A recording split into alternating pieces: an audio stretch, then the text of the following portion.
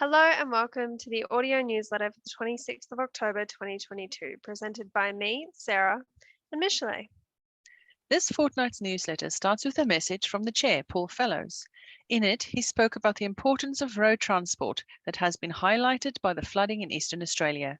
He has full faith that our NatRoad members will safely find ways to deliver on the freight task, even if it means going many hundreds of kilometres out of their way to do so. We understand that it is a difficult profession with lots of adversity, but it is also rewarding and ultimately you get the job done. The winners of the NatRoad Awards were announced at the NatRoad conference last weekend. Andy Dival of Dival's Earth Moving in Goulburn has received the prestigious Ted Pickering Memorial Award for his outstanding contribution to the Australian road freight industry. NatRoad's Excellence in Operational Support of Year 2022 winner was Jamie Lee Hayes of Dival's Earth Moving and Bulk Haulage from Goulburn, New South Wales. NatRoad Youth Employee of the Year 2022 winner is Denham Littercoat of GC and GE Littercoat Transport from Port Pirie in South Australia. And Daniel Thornton from MG and KJ Boland Transport in Winton, Australia is NatRoad's Professional Driver of the Year. Members who attended the NatRoad conference would also have participated in delegate sessions to identify policy matters for NatRoad to pursue. They approved the following 17 working group resolutions.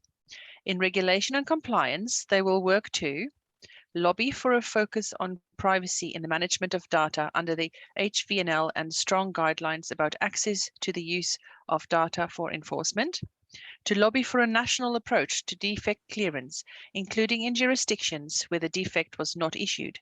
NatRoad should lobby for a quick and easy review of defect notices.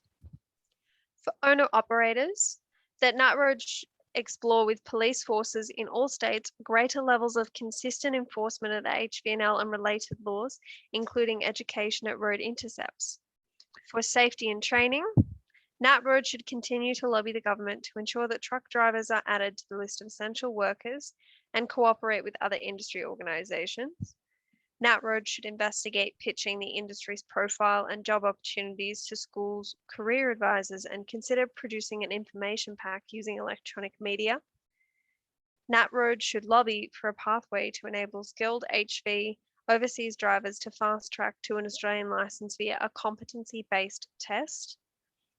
NatRoad to consider producing materials to assist operators in training their drivers. A library of specific training materials in visual form should be developed wherever possible. Podcasts should also be developed.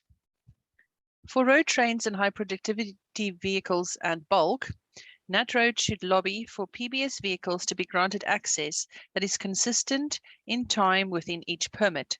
Access routes must be clear when PBS approval is granted.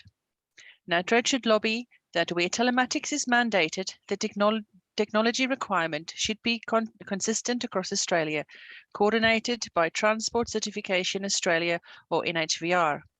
NatRoad should lobby for the engineering standardisation of bridge assessments across Australia and transparent and fair costs, mainly where prior bridge assessments have been made for the same or similar combinations.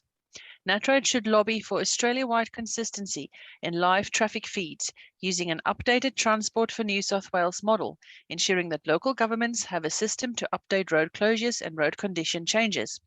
The Transport for New South Wales system must reflect local government feeds. In the transition of the HVNL's administration to the NHVR, the HV recovery sector should be considered, and the NHVR should be asked to assist with consistent regulation between states.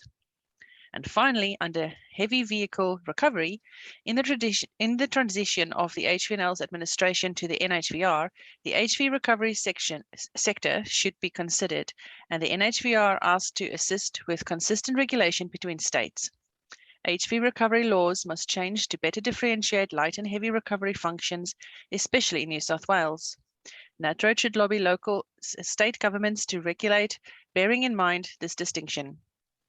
NatRoad should lobby for HV battery-powered vehicles to be covered by a code of practice for HV recovery, including considerations for HV recovery at the design phase. NatRoad should seek from the NHVR a limited exemption from fatigue laws that emergency circumstances require to make an accident scene safe, and NatRoad should consider assisting the HV recovery sector by engaging with training providers to emphasize better the process of salvaging damaged HVs. Members now have a better way to buy tyres. Two of the Australian trucking industry's most prominent names, Ampol and Bridgestone, have joined forces to benefit NatRoad members with enhanced benefits to the co-branded NatRoad Ampol card. NatRoad Ampol card holders now are able to use their Ampol card at Bridgestone's national network of participating Bridgestone service centres and Bridgestone select truck stores for tyre and tyre-related services, and will have an exclusive discount of 10%.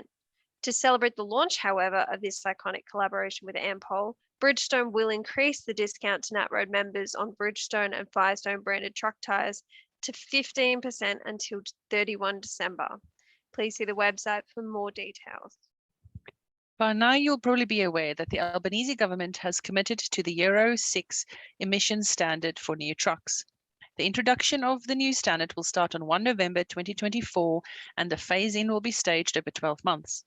NatRoad's policy position is that the federal government needs to work with the states and territories to incentivize operators to buy the new Euro 6 trucks through things like stamp duty and registration charge cuts. We support the introduction of safer, newer trucks and will take the case to policymakers to make our case for assistance. New South Wales members have the chance to meet their Regional Transport and Roads Minister, Sam Faraway, at a series of forums in October and November. The Minister is on a regional roadshow to discuss current and future freight projects and initiatives. This is an opportunity to connect with the New South Wales Government and talk about opportunities and challenges affecting the safe, productive and sustainable movement of goods. Pre-registration is essential due to limited space and can be completed using the links in your member email.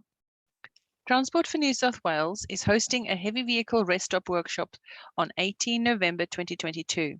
NatRoad's feedback on a broad program of work to improve the number and quality of rest stops in New South Wales is requested to ensure the current and future work meets the needs of heavy vehicle drivers. This NatRoad specific workshop will be facilitated by Jennifer Travers, Director of Customer Engagement and Delivery, Freight, with support from the project leads for these 4 New South Wales freight corridors: the Barton Highway, Great Western Highway, Hume Highway, and Princess Highway.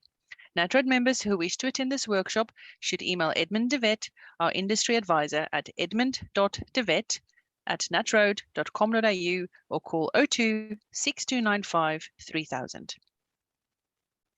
As always, if you have any questions regarding items in this newsletter, please do not hesitate to contact us on 1800 272 144 or email info@natroad.com.au. We'd like to thank this newsletter's sponsor, Platinum Partner NTI.